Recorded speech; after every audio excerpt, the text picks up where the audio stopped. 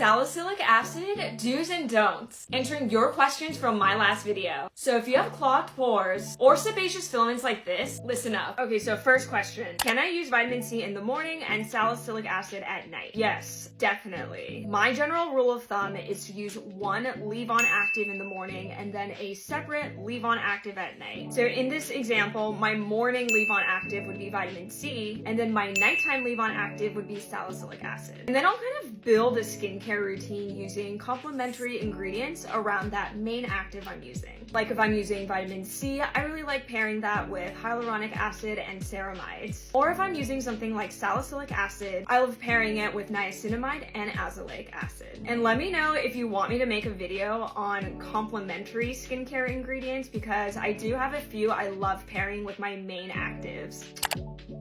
That sounds like a perfect double cleanse. My cleanser has salicylic acid and vitamin C together. Is this okay? When one product has actives that seem like they would conflict, like salicylic acid and vitamin C, it's actually totally okay to use because the formulation was created around having both of these actives working at the same time. Let me know if you have any more salicylic acid questions in the comments below.